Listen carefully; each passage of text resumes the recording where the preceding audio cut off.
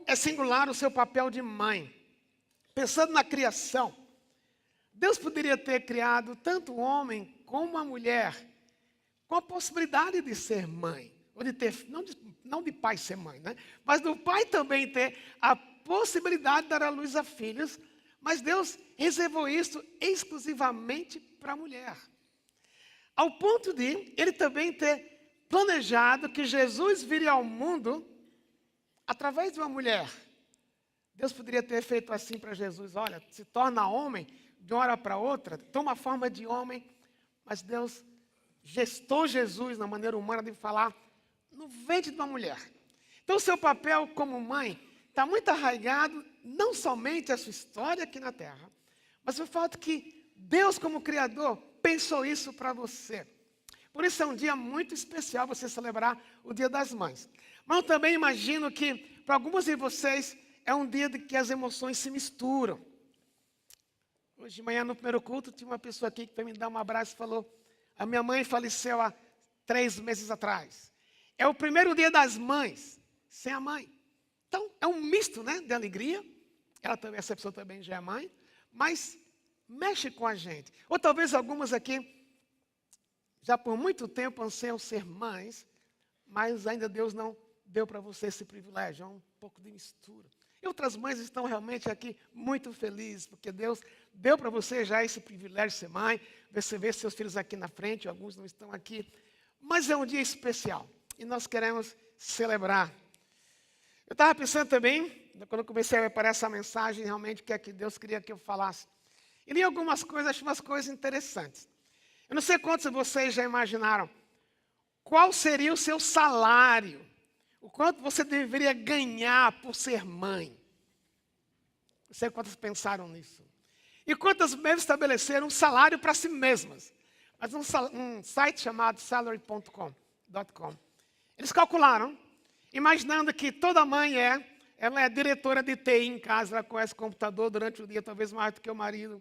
A mãe é professora, a mãe é motorista, a mãe é a mulher do tempo. Vai chover, mãe? Ela vai perguntar para a mãe: mãe, vai chover hoje? Vai estar frio? Vai estar calor? A mãe é relógio, que horas são? A mãe controla ou sabe mais sobre o controle remoto. Qual é o canal mesmo, o Disney Channel? A mãe que tem que saber. Então alguém calculou quanto a mãe deveria ganhar. Sabe quanto? $112 mil por mês. Gostei, glória a Deus. Só que isso foi um salário para 40 horas semanais. Agora, minha mãe trabalha somente 40 horas semanais. Então, colocando as horas extras, chegava a $215 mil por mês. Já pensou? Mas eu suponho que você troca esse salário cada dia. Quando, não somente hoje, mas o seu bebê, o seu filhinho de 5 anos, 7 anos, agarra você pelas pernas, olha para cima e diz: mamãe, eu te amo. Isso vale mais do que $210 mil, não é verdade? Então, esse é um dia de celebração. Outra coisa que eu encontrei, isso é piada, não sei se eu sabia contar piada, não sei contar piada, né? Mas um pai chegou assim para um homem que tinha um mágico, o mais poderoso mágico do mundo, ele pediu para o mágico: olha, eu sou surfista, e eu vou muito ao Havaí surfar, eu queria que você construísse uma estrada da Califórnia para o Havaí. De modo que ir de avião é muito caro. Aí o o mágico falou: não dá.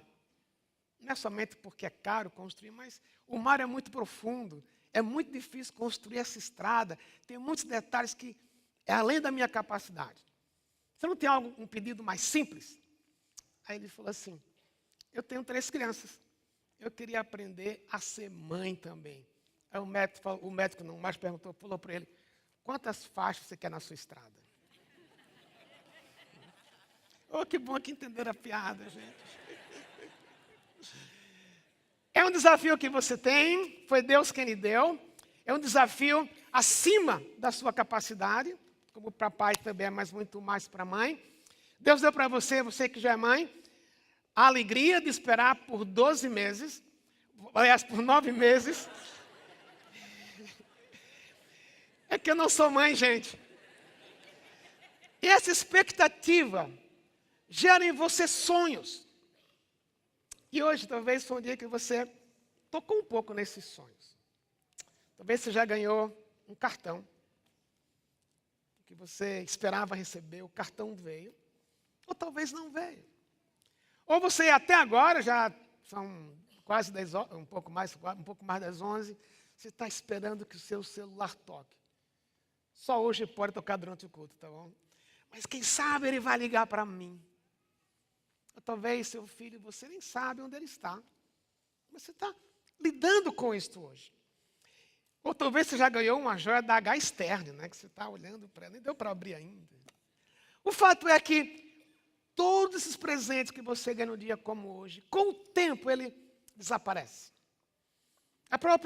Você ganhou um buquê de rosas, talvez, daqui a pouco as rosas murcham, aí talvez você vai guardar 1 ou 2 pétalas, vai colocar no micro-ondas, vai secar, colocar na sua Bíblia como recordação, mas aquilo passa.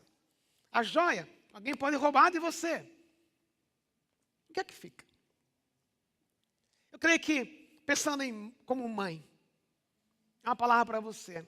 O que mais pode ficar na sua vida, na sua vida de mãe, e o que eu vou falar não vai aplicar não somente a mãe, mas aquilo que vai ficar pensando em você hoje como mãe, talvez aquilo que mais fica são as suas memórias com Deus, no seu desafio de ser mãe. Porque Deus nunca vai desaparecer da sua vida. É isso que vai encorajar você nas horas que você está totalmente feliz, que o filho chega, abraça, beija você e fala, mãe, você é a mãe que eu queria ter. Ou naquelas horas que você esperava aquele abraço, você esperava aquela frase, e ela não veio. O que é que fica? São as memórias. Mas muito mais do que as memórias com os filhos, são as memórias do Deus com você, do Deus que está atrás de você. E nessa manhã, eu queria contar rapidamente 3 histórias. Eu vou olhar para 3 mulheres que tiveram essas memórias com Deus. Que talvez não foram as mães que em geral a gente espera ver, ou as mães tão heroínas, mas que também foram. Mas o que marcou a vida delas como mães foi exatamente aquilo que a gente mais anseia. Como é que Deus entra na minha vida e Deus causa transformação? A primeira mãe que eu quero mencionar é Betsabá. O que é que você lembra de Betsabá? Já pensou? Isso é só invenção minha. Vamos supor que Betsabá estivesse aqui, sentada aqui no salão, e eu trouxesse a Betsabá aqui na frente para dar um testemunho. Talvez, se eu não conhecesse a história dela, ou se você não conhecesse o fim da vida dela, talvez você pudesse pensar aí o que é que essa mulher adúltera tem para nos contar.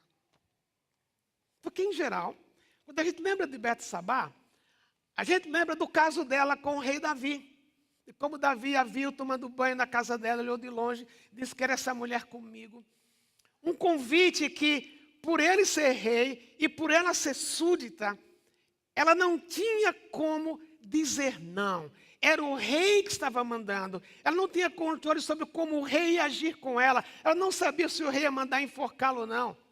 Era o rei que estava dizendo, vem para cá. E a história inicial da mãe Betsabá, uma das histórias mais bonitas. Não é aquele começo de ser mãe, que casou com um príncipe encantado, ou que casou com o rei, porque o rei a escolheu, e o rei foi, pediu a mão dela em casamento, e deu uma festa de uma semana de alegria, e trouxe-a para o palácio, e dormiu com ela, e tiveram filhos e foram felizes para sempre. Essa não é a história inicial de Betsabá. A história dela começa com adultério. E às vezes pensamos, se começou ruim, vai terminar ruim.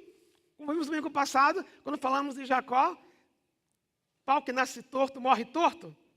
Não. E alguém não estava aqui domingo. Pau que nasce torto, morre torto? Não. Por causa da graça. E a graça invadiu a vida de Betsabá. Se você acompanhar a história dela, no livro de Crônicas especialmente, você vai ver que, provavelmente, Davi trouxe-a para casa, casou com ela, tiveram mais 3 filhos, fora aquele filho que morreu, aliás, 4 filhos, o filho daquele adultério morreu, não porque Deus puniu Betsabá, mas Deus puniu Davi, o filho morreu, nem sempre Deus age assim, naquele caso foi assim. Ela teve mais 4 filhos. E um dos filhos de Betsabá chamou-se Natã. Agora, se você conhece a história, você vai lembrar que foi o profeta Natã que confrontou Davi por causa do adultério dele. A narrativa em 2 Samuel não diz que Betsabá estava junto de Davi, quando ele foi confrontado. Mas certamente ela ouviu a história. E talvez deve ter pensado, mas o que é que eu tenho a ver com isso? Quem errou foi ele, embora que eu não podia resistir. Por que é que eu sou confrontada? É interessante que, em vez dela guardar dor, que homem chato, profeta chato, quando ela tem um filho, ela chama o filho de Natã.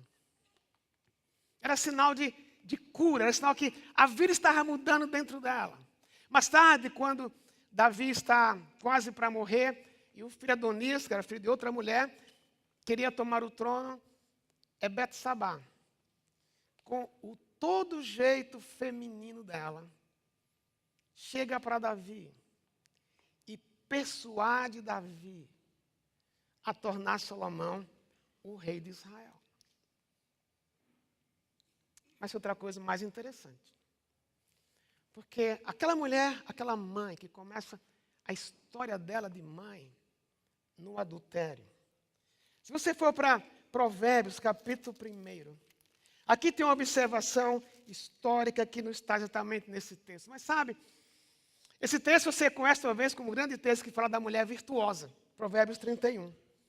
Mas há uma discussão entre os comentaristas, especialmente os mais antigos, e os comentaristas judaicos, de que, na realidade, esse capítulo 31 foi dito por Betsabá ao seu filho Lemuel.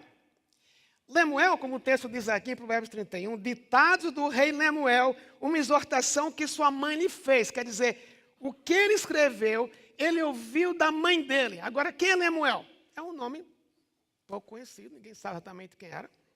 Mas o que é que os comentaristas dizem? Que Lemuel é um nome afetuoso para Salomão. Vou dar um exemplo para você. Eu venho do Nordeste. Eu e Ivaniro temos sangue azul aqui.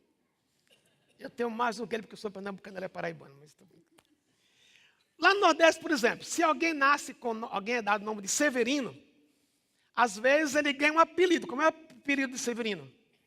Bill, não é isso? Bill. Se você olhar para a etimologia, são nomes totalmente diferentes. O que é que tem Bill a ver com Severino? Mas quando alguém é Severino e alguém o chama de Bill, é uma forma afetuosa de chamar a pessoa. Mesma coisa, os críticos creem que aconteceu aqui. Que Lemuel é um nome afetivo para Salomão. Agora, lembra? O texto diz que são ditados do rei Lemuel uma exortação que sua mãe lhe fez. O que é que uma mãe adúltera poderia falar para um filho? Não é o que uma mãe adúltera, mas é o que Deus fez desta mulher que começou errada e se torna uma mãe que diz para o filho: ó meu filho, filho do meu ventre, filho dos meus votos, não gaste a sua força com mulheres, seu vigor com aquelas que destroem reis. Não convém aos reis, ó Lemuel, não convém aos reis beber vinho, não convém aos governantes desejar bebida fermentada. Ela instrui Salomão. Enquanto Salomão ouviu a mãe dele, ele foi bem sucedido. Olha o que Deus está fazendo, o que fez. Um começo desastroso e um final de ministério de mãe significativo. Ela não tinha o poder do que o filho ia fazer com o que ela disse, mas olha a influência que ela teve por muito tempo. Mas existe ainda algo muito mais especial a respeito de Betsabá. No capítulo 1 de Mateus, quando fala da genealogia, da história da família de Jesus, diz assim: e Jessé gerou o rei Davi, Davi gerou a Salomão, cuja mãe tinha sido mulher de Urias. Quem foi a mulher de Urias? Betsabá. Então, Deus colocou Betsabá na própria linhagem do Messias. Olha a honra que Deus deu. Então, o que é que eu quero, onde eu quero chegar com essa primeira história é: Deus é sempre o Deus que reescreve histórias de mãe. Pode ser que o seu começo de vida de mãe tenha sido um começo desastroso. Pode ser realmente que o seu começo de vida de mãe tenha sido um filho fora do casamento. E por causa disso, você é olhado ou foi olhada com certos olhares errados, como se você ganhasse um estigma. Mas Deus não deixou na vida de Betsabá o estigma de uma mulher adúltera. Mas Deus criou em Betsabá uma nova história. A graça invadiu a vida dela. Ela consegue dar esses conselhos para o seu filho. Mas o topo da história dela, ela fez parte da história do próprio Messias. Deus reescreve a história. Não importa a sua história inicial como mãe. Não importa se foi desastrosa. Não importa se foi errada, de acordo com os padrões humanos. Mas quando você deixa Deus invadir a sua vida, Deus muda a sua história. E você pode ser aquela mãe que impacta, que influencia o filho que você teve. E não somente o seu próprio filho, mas através da sua própria vida, influenciar outras vidas. Deus é o Deus que reescreve histórias. Mas outra mulher que eu queria mencionar. Se você agora for para o Velho Testamento. Vamos lá para o livro de Gênesis. É a história de uma mulher chamada Agar. Agar morava na casa de Abraão e Sara. Na época que o evento aconteceu, o nome de Sara não era Sara, era Sarai. Então, vou repetir um pouco, recordar um pouco da história. Abraão recebeu de Deus uma promessa que ele teria um filho, mas Abraão já tinha passado a idade, ele tinha cerca de 75 anos quando recebeu essa profecia de Deus. Sarai também já tinha passado a idade, não, além disso ela era estéril, e Deus diz: vou dar um filho para vocês. Ok, Deus falou, vai acontecer. Mas, como todos nós, os dois eram ansiosos. E ser mãe naquela época era o topo da realização feminina. Uma mulher estéril era como se ela fosse amaldiçoada. Mas Deus prometeu, só que Deus não disse quando.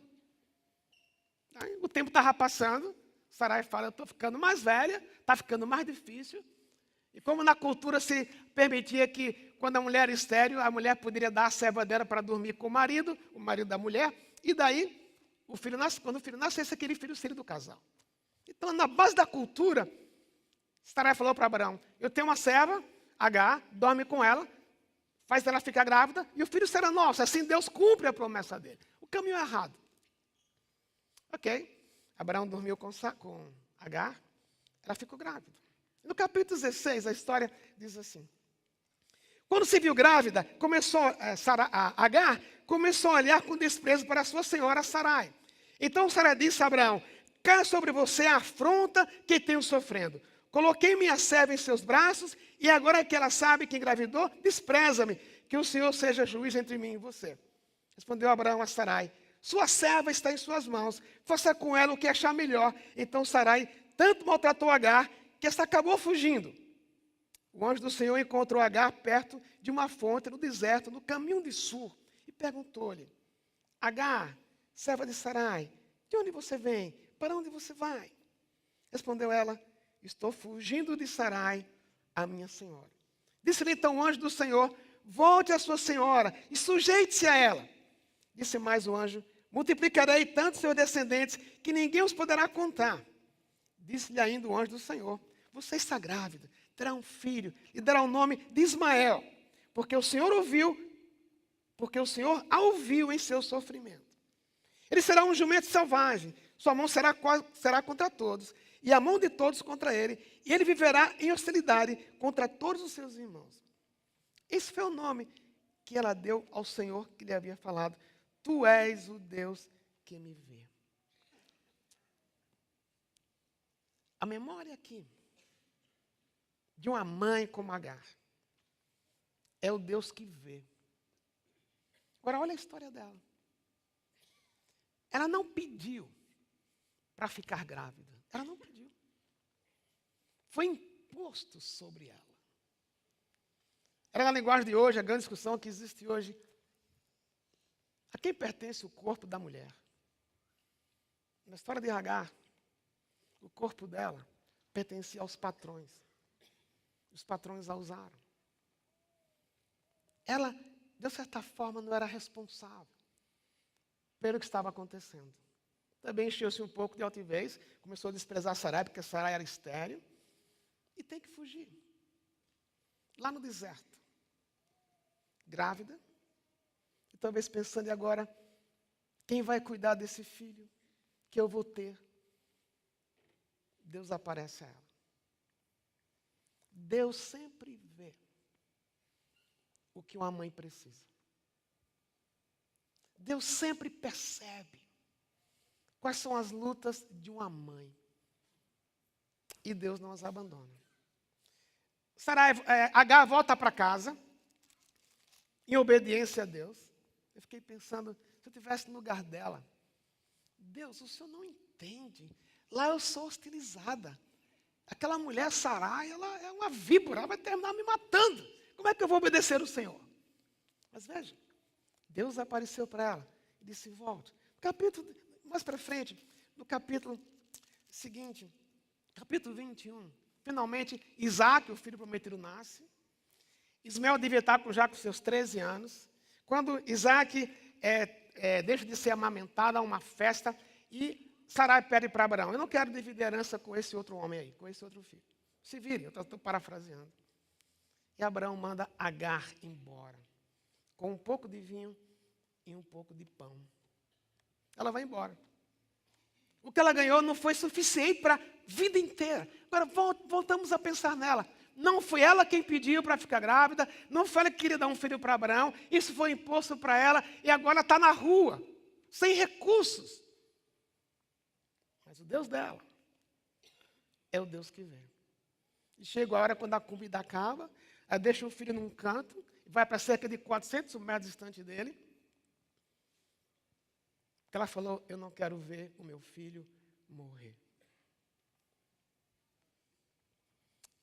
Olha a experiência delicada dela. Como deve ter lutado com Deus naquele instante. Não fui eu quem pedi. Onde é que o senhor está? Um dos meus filhos quase morreu quando nasceu. E o médico dele, um neonatologista, de nome aqui em São Paulo, que cuidou dele quando nasceu. Ele me chamou na noite do parto. Eu disse, venha ver seu filho morrer. E eu fiquei 3 horas no vírus da UTI, neonatal, vendo meu filho se debater. É delicado. Porque nessas horas, muitas perguntas passam pela sua cabeça. Onde Deus está? Por que é que Deus deixou acontecer isso com meu filho? A gente orou para ter um segundo filho. E agora isso é castigo? São perguntas que talvez não tenham respostas. Mas aqui está Agar, mais uma vez, sozinha. E no capítulo 21, no versículo 17, versículo 16 diz assim, quando acabou a água da vasilha, ela deixou o menino debaixo de um arbusto e foi sentar-se perto dali, à distância de um tiro de flecha, porque pensou, não posso ver o menino morrer. Sentada ali perto, começou a chorar. E Deus ouviu o choro do menino. E o anjo de Deus do céu chamou Agar e lhe disse, o que aflige Agar? Não tenha medo, Deus ouviu o menino chorar lá onde você o deixou. Levante o menino, tome-o pela mão, porque dele farei um grande povo. Então Deus abriu os olhos, ela viu uma fonte, foi até lá, encheu de água a vasilha e deu de beber ao menino. Olha, essa frase para mim é fantástica. E Deus estava com o menino.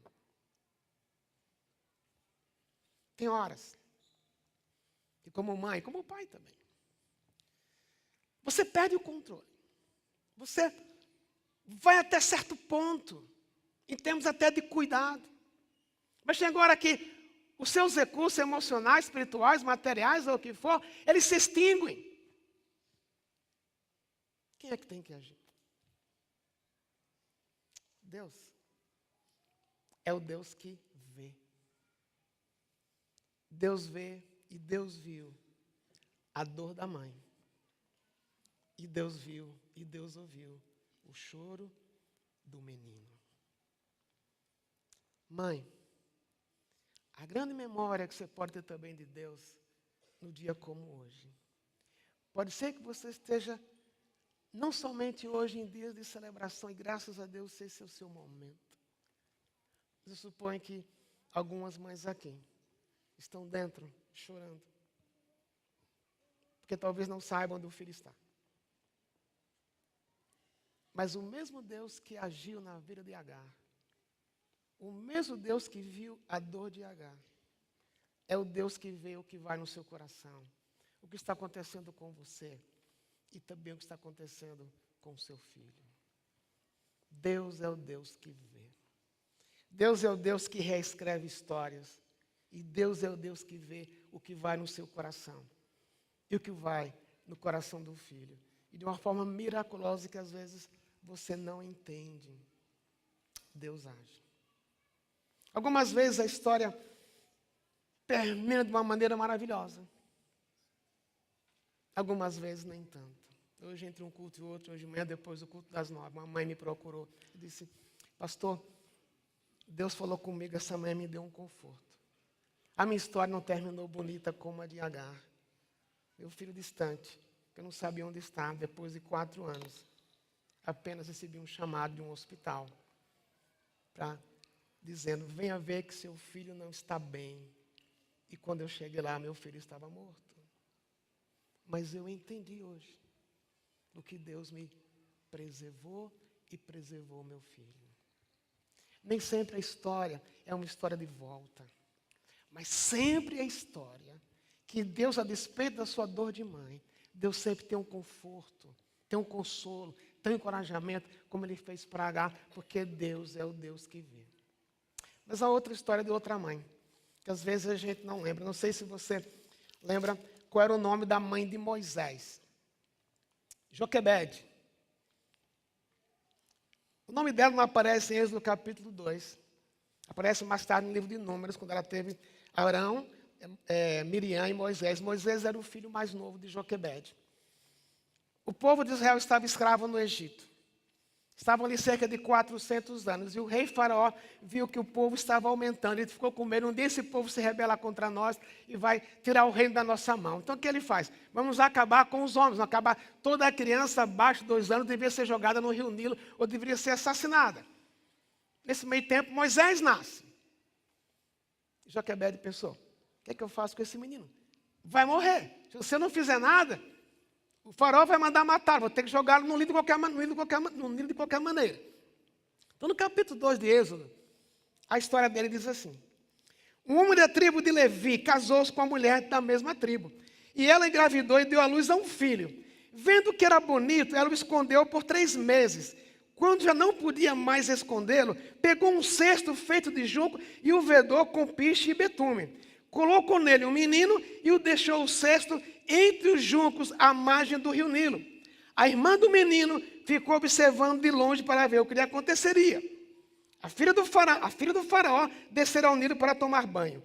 Enquanto isso, as suas servas andavam pela margem do rio.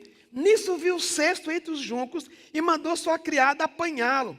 Ao abri-lo, viu um bebê chorando. Ficou com pena dele e disse: este menino é dos hebreus. Então a irmã do menino aproximou-se e perguntou à filha de Faraó: senhora, quer que eu vá chamar a mulher dos hebreus para amamentar e criar o menino? Quero, respondeu ela. E a moça foi chamar a mãe do menino. Então a filha do Faraó disse à mulher: leve esse menino e amamente-o para mim, e eu lhe pagarei por isso. A mulher levou o menino e o amamentou. Tendo o menino crescido, ela o levou à filha do Faraó, que o adotou, e lhe deu o nome de Moisés, dizendo: porque eu o tirei das águas. Olha novamente a história de uma mãe, uma pressão. Se não agisse, o filho morreria, assassinado, ou comido pelos jacarés e crocodilos do rio Nilo. Na carta aos Hebreus, capítulo 11, o autor de Hebreus diz que, pela fé, os pais de Moisés o esconderam por 3 meses. Porque a palavra que aparece lá em Hebreus, quando fala aqui que é bonita, similar, Os pais perceberam nele algo diferente. Agora, para mim, como pai, todos os meus 2 filhos são diferentes totalmente de qualquer um. Eles são singulares. Não tem nenhum como eles. Isso motivou os pais a pensarem: o que é que a gente vai fazer? Na narrativa de Hebreus, pela fé o esconderam. Mas chega uma hora que parece que a fé para. Parece que a minha fé, eu não tenho mais passos para dar. Eu perco o controle. O que é que Joquebede pensou? Armou um berço, montou um berço. Não tinha alô bebê naquela época, foi a criação dela, artesanal.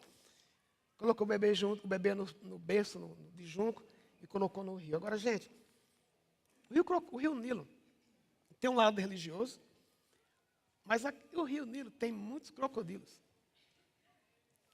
Ela teve que pensar, talvez, qual é a dor menor. Deixar um soldado pegar o filho e matar, ou ver meu filho comido por um crocodilo, ou confiar em Deus. A decisão dela. Agora olha a providência. Ela coloca o menino no rio, manda a irmã dele, que é Miriam, a gente sabe mais tarde que o nome dela é Miriam, fica de olho. Olha o momento do encontro, a intervenção de Deus. Poderia um crocodilo ter pego o cesto antes, mas a própria filha do faraó encontra o cesto. Quando abre, tem um garoto. Ela diz: é hebreu. Miriam, muito presente, vai, corre para ele e fala: você quer ajuda? O que é que eu peço? Já que você viu que ele é hebreu, você quer que uma mãe hebreia cuide do bebê? Miriam não falou que era irmã dele, não precisava falar. Miriam não falou que era a mãe dele que ela ia buscar. Mas olha, veja como Deus está colocando as peças juntas. É Deus agindo. E tem alguma coisa que é duas coisas muito interessantes. Uma delas é que ela pôs o filho no rio. Era como, aparentemente, podia ter perdido essa criança. Mas ela volta para ele. Ele volta para ela. E ela é paga para cuidar do próprio filho. Aí parece uma coisa meio hilária, né? Mas é Deus agindo. Mas eu acho que é uma coisa muito mais singular. Quando diz que ela colocou o menino no rio, colocou o menino no cesto, à margem do rio. Era como se ela falasse: Deus, entrega o meu filho. Daqui para frente, é o Senhor. É delicado esse momento. Porque, talvez mais do que pai, há uma ligação muito profunda entre mãe e filho. E entregar, no momento que você não sabe o que vai acontecer ou o que pode acontecer. Só Deus.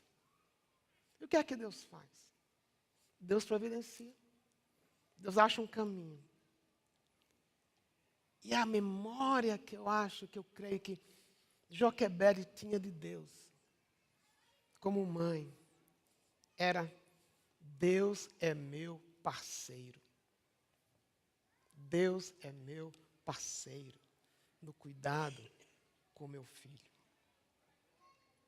Tem coisas que você como mãe, ou mesmo eu como pai, por mais que a gente diga, por mais que a gente instrua, por mais que a gente queira proteger, foge da nossa mão. E a única coisa que eu posso fazer é o que Joquebede fez. Põe no rio. E confia em Deus. Joquebede não sabia o que Deus ia fazer da vida de Moisés.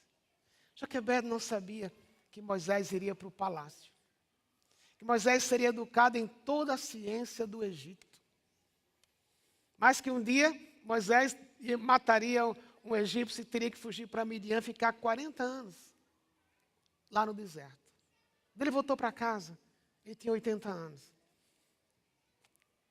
Certamente não encontrou mais a mãe. Mas o fato é que por causa do plano que Deus tem para um filho, nada impede Deus realizar este plano. Você não sabe como mãe, mas o grande passo que você pode dizer a Deus, está aqui, Senhor. Porque Deus é seu parceiro. Deus é o Deus que reescreve histórias, Deus é o Deus que vê, Deus é parceiro.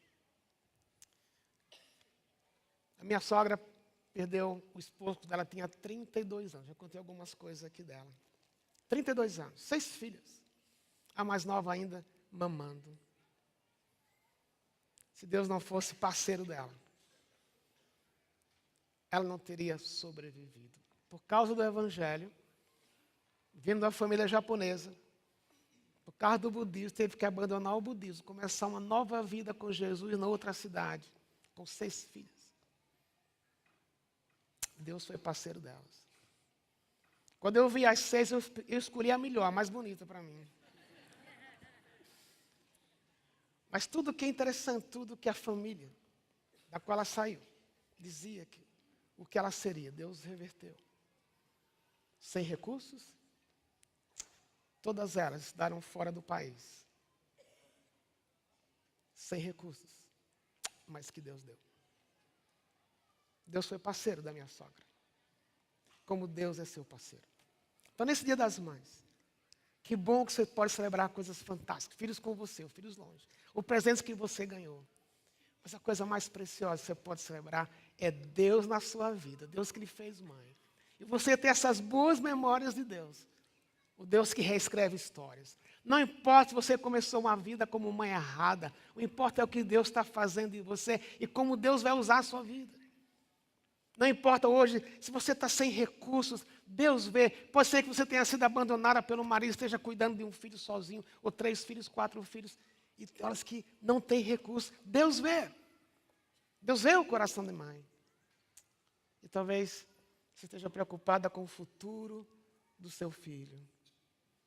Entregue-o a Deus. Porque o mesmo Deus que agiu na história de Moisés é o mesmo Deus que quer agir na vida dos seus filhos. Por isso, parabéns por ser mãe, pelo papel que Deus lhe deu. E na sua vida, Ele quer reescrever a sua história, suprir o que você precisa e dar um futuro para os seus filhos, de acordo com a vontade dEle. Deus abençoe vocês como mãe.